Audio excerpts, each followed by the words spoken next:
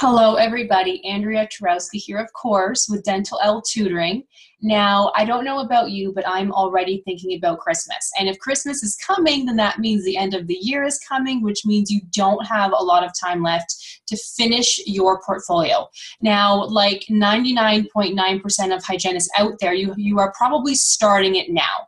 I know you had the best of intentions to get it done further on, or I should say earlier on, but life happens and there's just simply not enough time. So please make sure to set aside time, if not every day, at least every Saturday, every Sunday, every Friday night, maybe every Tuesday night, whenever you have a chance to set aside a good 2 hours a week just to simply work on your portfolio. Because I can honestly say things are a lot easier than they used to be. Because when I had to audit, when I had to send in my portfolio several years ago, we had to write out the typical day and write out everything that we did in the dental office. If we worked in more than one office, we had to do different typical days for each office, and each typical day took at least 2 hours, more like 3 or 4 hours, because you had to literally put down the color pen you used. You had to write down what you wrote for children patients, for seniors, for adults, for perio, everything. But it's a lot easier now because with the Smile portal, you just simply have to check things off and fill things out, but that's it. So it's a lot easier, but a lot of dental hygienists are emailing me saying that they just simply don't know how to get started.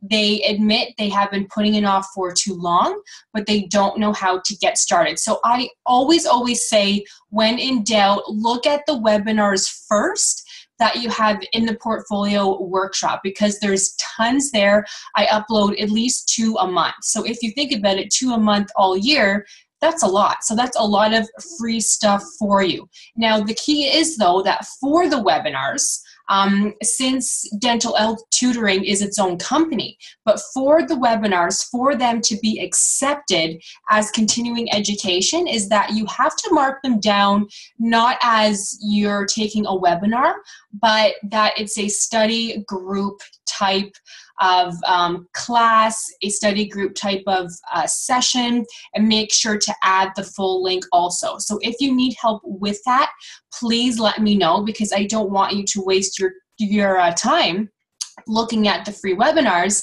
submitting your portfolio, and then them saying to you, we don't know what webinars you're talking about, So you do have to put it down as a study group type, or the CDHO will not accept it. I do talk to them often, and this is what they told me to tell you, is that it has to be part of the study group type.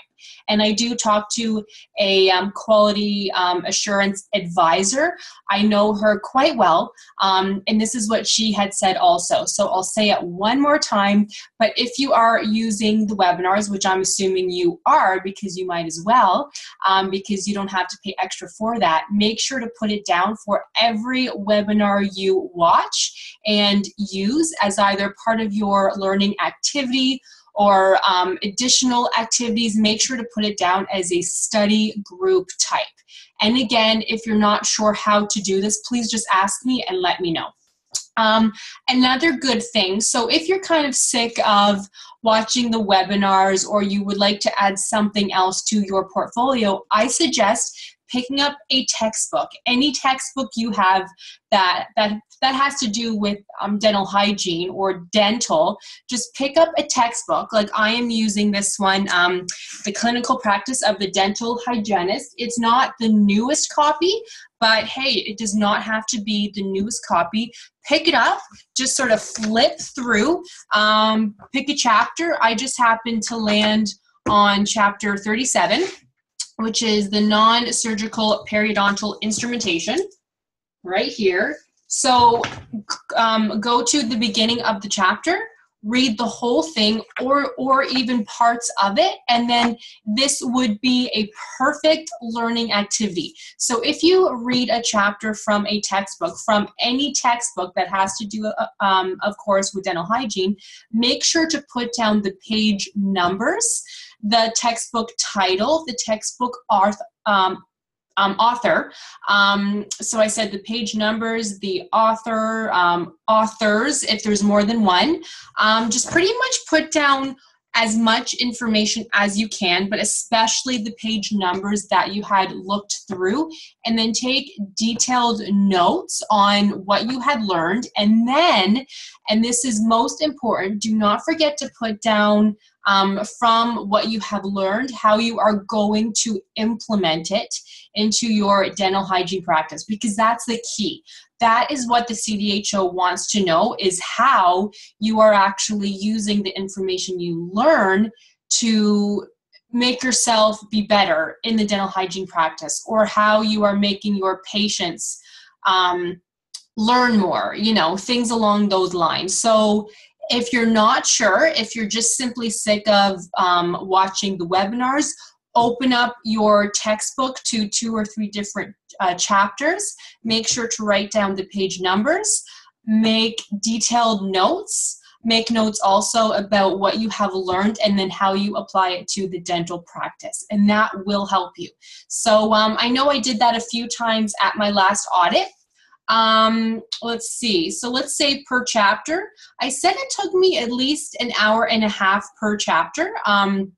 Because if you think about it, if you're reading a chapter, let's say for half an hour, well, you have to take notes on that chapter. So that's at least another half an hour to an hour, right? So you need those 75 hours over the 3 years, depending on, of course, where you live. So it may be a little bit different for you, but make sure to know how many hours you need. And if you're not sure, ask me, and then I can help you with that.